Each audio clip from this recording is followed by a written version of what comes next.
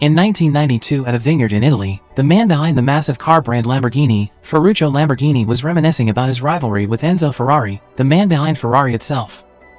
Flashbacks to the moment post-war in Italy, Ferruccio with his friend Matteo, who had finished their duty in the army, finally set back to their hometown in Italy. Ferruccio went home to meet his beloved wife Clelia and his family, who worked as farmers in the countryside. Ferruccio suggested his father move to the city to pursue his dream to build his tractor company that could produce more efficient and cheaper tractors than what they had in the market at that time. He had a lot of experience from his time in the army as a mechanic, and he just wanted to raise his family finances and reputation so that everyone would know who Lamborghini is. He wanted to carve the name Lamborghini into history. Unfortunately, his father didn't stand on the same side as him. He thought that their life as a farmer is enough for them, and that his thought was way too much for their family to handle. He was pessimistic that they wouldn't have what it takes to compete in the market with the already developed brands out there. His father kept denying his idea and showed his pessimistic questions without any hesitation. Ferruccio didn't give up on his dream. 6 months later, he and Matteo attended a car racing competition using the car he made himself that he claimed would be able to compete at the same level as the other cars. Their goal in attending the competition was to get famous and to raise funds for their tractor company. And so, they had to win the race because the trophy would be given by Enzo Ferrari himself to the respected winner. The race started. The competition heated between Porsche in the first place, Ferruccio's car in the second place, and Mercedes in the third place. Ferruccio told Matteo to overtake the first place, but sadly, their underdeveloped car engine was not good enough to take the chance, and instead ended up in the last place. Ferruccio, who hated their loss, suddenly took over the steer and caused an accident for them. Their loss in the competition made Ferruccio blame himself and thought that he was not as good as he thought all the time, but his wife Clelia said that she believed that Ferruccio would be able to make his dreams come true. He just didn't know how to properly did it.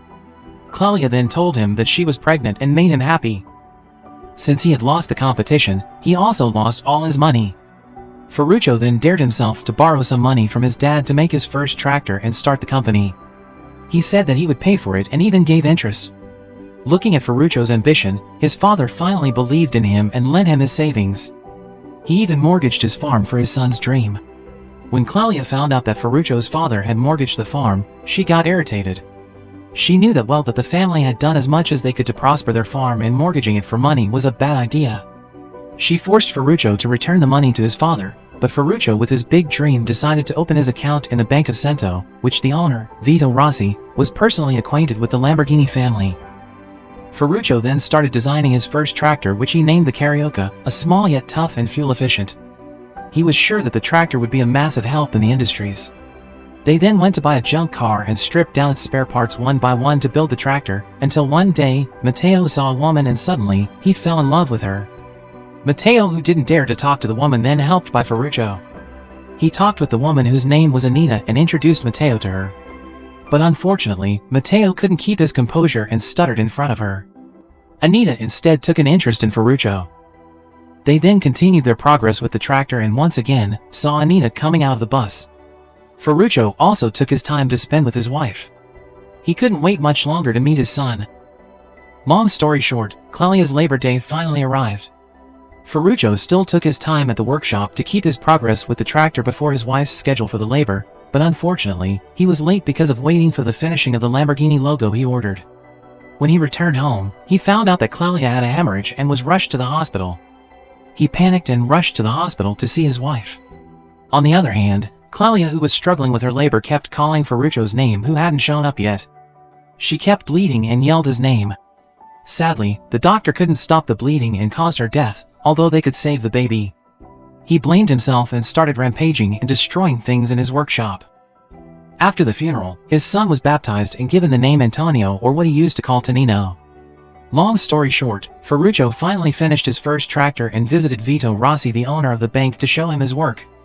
He explained that despite its half-sized from the common tractor out there, it had twice as efficient and tougher engine than any other tractor.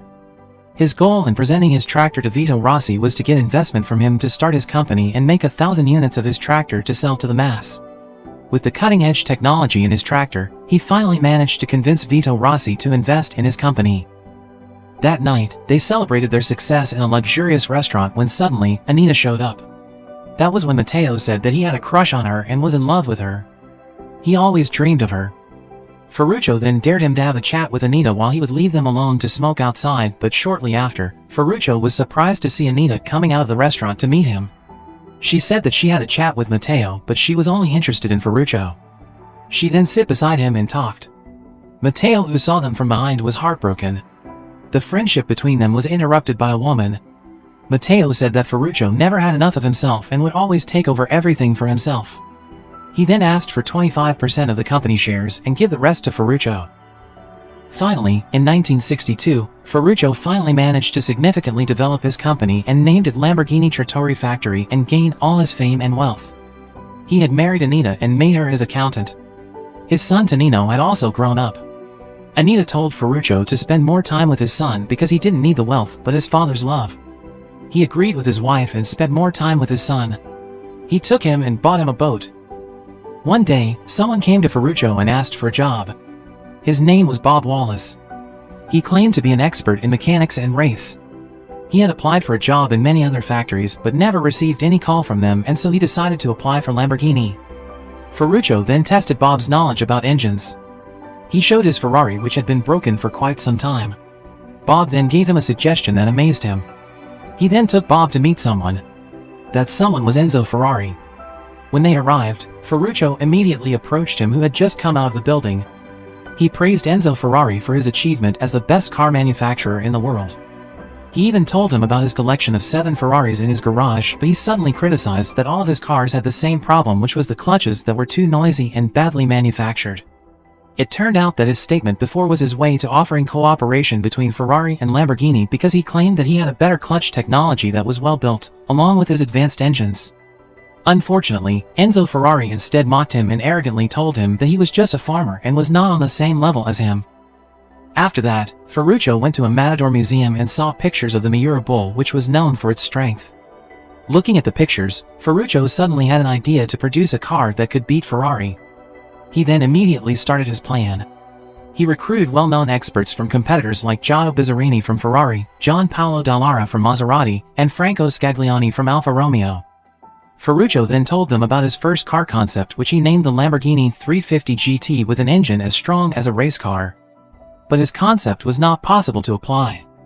John then had an idea to build some part of the car with aluminum, which would make the engine 50% lighter. Ferruccio then told them to finish the car in just 6 months so that he could show off his car at the Geneva Motor Show, one of the most prestigious international motor shows up to date. As for the short deadline, they planned to call for other experts to help with the manufacturing of the car's axle and brakes. Even though they were initially pessimistic about their concept, Ferruccio managed to convince them that their car concept would be the greatest car to ever be manufactured in the world. Days and weeks passed with Ferruccio trying to make his car concept. He even spent all the company's money on the Lamborghini 350 GT manufacturing. While having dinner with Ferruccio, Anita told him to stop his plan to build the car because if he failed, his company would go bankrupt. She told him to keep his focus on tractor manufacturing. She also told him that she had been too busy with the factory and never cared about her, his colleagues in the company, and even his son, because what he had in mind was nothing but his Lamborghini car. Felt that his dream was questioned, Ferruccio was angry. He said that his wife never knew what he wanted. He also told her that all his employers loved working with him, but Anita denied that. She said that they still loved him because he could pay for their job, but once he lost all his money and could pay them, they would protest for their rights. She then told him about their new secretary vacancy because she had fired their former secretary. She found out that Ferruccio had an affair with her. The first Lamborghini car factory was finally built. Even though they only had 3 more months before the Geneva Motor Show, Ferruccio still hadn't finished with the concept. He kept complaining about the car design that was not stunning enough or the dual carburetor that was way too big because of the limited space in the hood. In the night, Bob Wallace came to Ferruccio and told him that he wanted to be the test driver for his first Lamborghini car. Looking at how persistent, Ferruccio finally agreed to keep him as his test driver. He also drew the Miura bull as the new logo of his Lamborghini car. The car design that Ferruccio asked for was finally finished. The dual carburetor had also been customized to fit in the hood. The assembly had finally finished. To celebrate the success, he went to a party where he met a woman named Gabriella. He was interested in her and spent the rest of the night chatting with her. Unfortunately, Anita and Tonino showed up at the party, just when Ferruccio was teasing the woman. Looking at her husband, she immediately asked for a divorce from him. Days after, the prototype test drive was held. Ferruccio was impressed with the result. He then asked to change the car's color to green to show in the motor show later. In 1964, the Geneva Motor Show was finally held. New cars from luxurious and well-known brands were shown in the show, especially Lamborghinis, which was still covered behind the curtain. He proudly claimed that his car was a new invention with advanced technology that would surpass the other brands. In his interview, he took his time to ask one of the women there to give a paper to Enzo Ferrari, which turned out to be his drawing of a bull and horse to mock Enzo Ferrari. They finally opened the curtain and showed the Lamborghini 350 GT. Everyone was stunned by the design. With his confidence, he looked at Enzo Ferrari and said, "You buy Ferrari if you want to be someone, but you buy Lamborghini when you are someone." You buy a Ferrari when you want to be someone. These things are worth whatever they ask you to pay for them. You buy a Lamborghini when you are someone. Sadly, the success didn't stay for long. The war in the 70s caused inflation that resulted in a massive decline in Lamborghini sales. As Anita said, the labor in his company protested for their rights. Ferruccio had to sell his company shares and split them in half for his son, and the other half for his other families. Tonino asked if what Ferruccio had achieved was worth it, but he could say a word. Was it worth it, Papa? I should get home now. Ciao, Papa. Not long after, Ferruccio bought a farm and produced wine. He saw his family photo and reminisced while driving his Lamborghini Miura, the car that was famous at that time. He remembered about his life, his first wife Clelia, and until now when he finally achieved his dream.